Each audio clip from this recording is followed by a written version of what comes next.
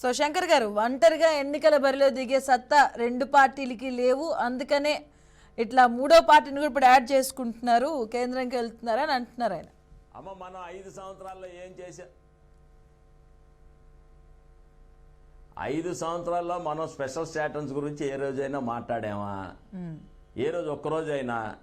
అది మాట్లాడకుండా వాళ్ళు చేయలే. మీరు అధికారంలో ఉండి మీరు కాళ్ళ కేసుల గురించి వాళ్ళ కాళ్ళ మీద పడి వీళ్ళ కాళ్ళ మీద పడి చెప్తారు. ముందు ఇప్పుడు చంద్రబాబు వాళ్ళని అడగమనండి, ప్రతిపక్షం అడగడం కాదు, వాళ్ళు అడగమనండి.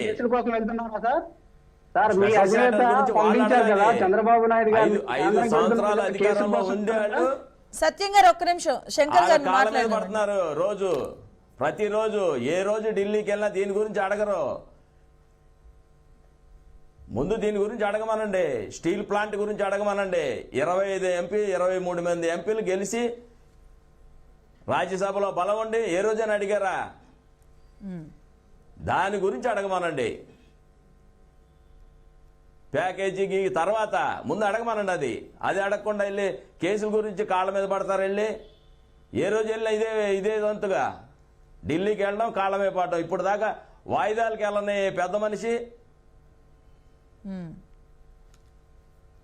పవన్ కళ్యాణ్ గురించి, చంద్రబాబు గురించి కాదు. మీరు రాష్ట్రాన్ని బాగు చేయాలనుకున్నప్పుడు 5 సంవత్సరాలు మీకు అధికారం ఇచ్చినప్పుడు మీరు ఏం చేయాలి? అంతకుముందు ఏం చేశారు? దీక్షలు చేశారు, ఊరూరా తిరిగారు, చంద్రబాబు మీద పవన్ కళ్యాణ్ మీద నిందలేశారు. ఇప్పుడు వెళ్ళండి, మీ దగ్గర అధికారం ఉన్నప్పుడు మీరు వెళ్ళరే? వెళ్ళినప్పుడు మీరేం చేశారు? దానికి సమాధానం చెప్పండి. రైట్ శంకర్ గారు ఇప్పుడు మనం డైవర్ట్ కాదు, ఢిల్లీకి వెళ్ళిపోతున్నారు టీడీపీ అధినేత చంద్రబాబు. ఢిల్లీకి వెళ్ళిపోతున్నారు, అమిత్ షాని కలబోతున్నారు. అఫ్ కోర్స్ ఇది ఖచ్చితంగా పొత్తుల అంశానికి సంబంధించి. బట్ ఇప్పటికే మీరు వాళ్ళతో పొత్తులో ఉండి మీరు ఒక 35 నుంచి 40 వరకు మీరు సీట్లు ఎక్స్పెక్ట్ చేస్తున్నారు. ఇప్పుడు అటువైపు చూసుకుంటే బీజేపీ కొంతమంది నాయకులు అంటుంది వాళ్ళు కూడా ఆల్మోస్ట్ ఒక 2 కలిపి, అంటే పార్లమెంట్ కానీ అసెంబ్లీ 2 కలిపి ఒక 20-25 వరకు వాళ్ళు కూడా ఎక్స్పెక్ట్ చేస్తున్నారు. పాసిబిలిటీస్ చూసుకుంటే దీనికి అసలు టీడీపీ అధినేత సుముఖత చూపించే అంశం ఉందా? అసలు 50 సీట్ల వరకు వాళ్ళు తగ్గిపోతే వాళ్ళకి మార్క్ ఉంటుంది, అసలు దానికి ఒప్పుకుంటారు అసలు?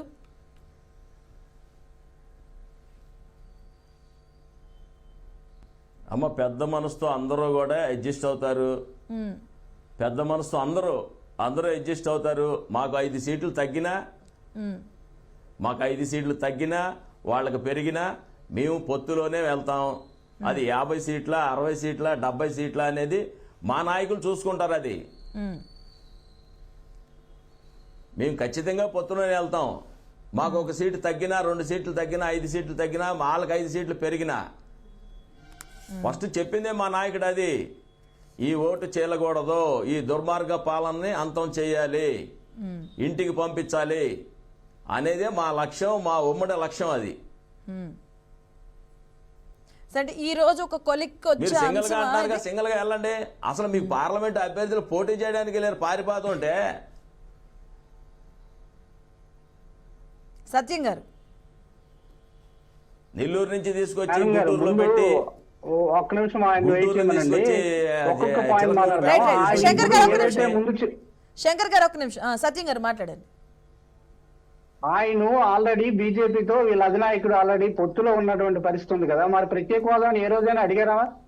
ఏ రోజు ఒక్క రోజైనా ప్రత్యేక హోదాకు సంబంధించి మాట్లాడారా?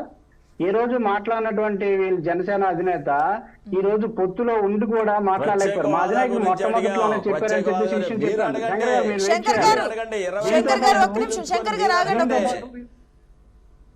మీరు అడగాలి. మేం కాదు, మేము అడుగుతాం, మా బాధ్యత కాదు. నువ్వేం చెప్పావు? ధర్నాలు చేసినప్పుడు, నిరాహార దీక్షలు చేసినప్పుడు ఏం చెప్పావు నువ్వు? శంకర్ గారు సత్యం గారిని మాట్లాడిన ఒక్క నిమిషం. శంకర్ గారు ఒక్క నిమిషం ఆగండి. సత్య గారు డైవర్ట్ చేసే పాలిటిక్స్ మాట్లాడారు సార్, సబ్జెక్ట్ కోసం మాట్లాడండి. శంకర్ గారు ఒక్క నిమిషం ఆగండి. సత్య గారు మీరు మాట్లాడండి. చెప్పండి ప్రతిసారి కూడా చెప్పండి మీరు సబ్జెక్ట్ మాట్లాడండి. మీరు మాట్లాడండి.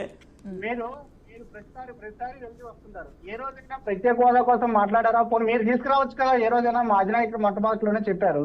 మీరు ఒక రోజైనా మాట్లాడే ప్రత్యేక హోదా తీసుకురావచ్చు కదా. ఏ రోజైనా మాట్లాడారా? దానికోసం మాట్లాడలేదు.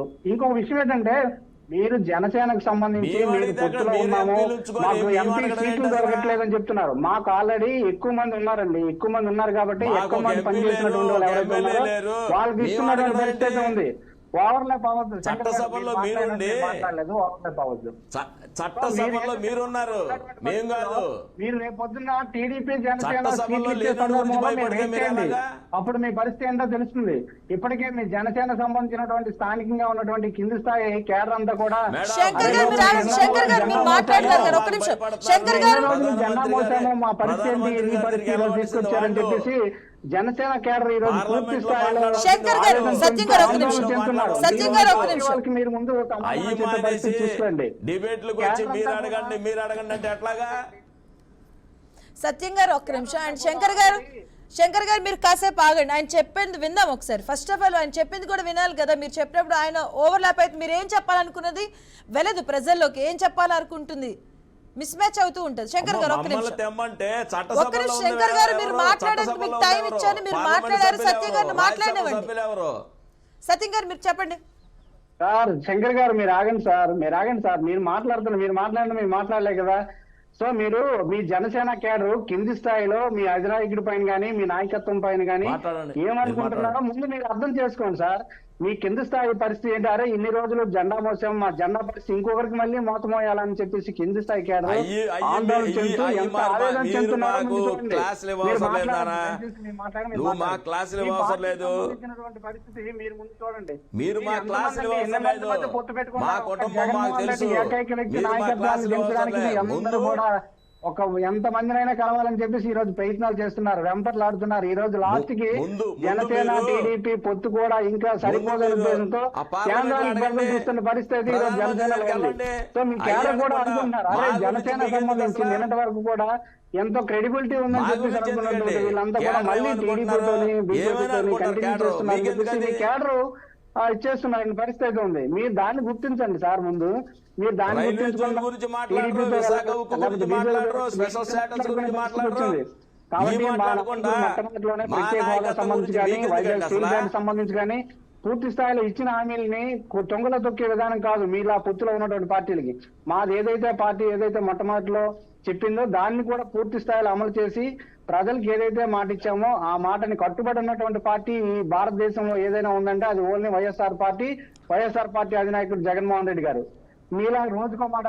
నిన్నటి వరకు టీడీపీపై జనసేన అధినేత ఏమన్నారండి? మొన్నటి వరకు కూడా ఏం మాట్లాడారండి? టీడీపీలో ఒక్కరు కూడా ఒక నాయకుడికి గుర్తులేదు. ఈ రోజు మీ వైసీపీ పార్టీలోకి వస్తే మీ టీడీపీ నుండి టీడీపీలోకి వస్తే లేకపోతే జనసేనలోకి వస్తే అందరూ కూడా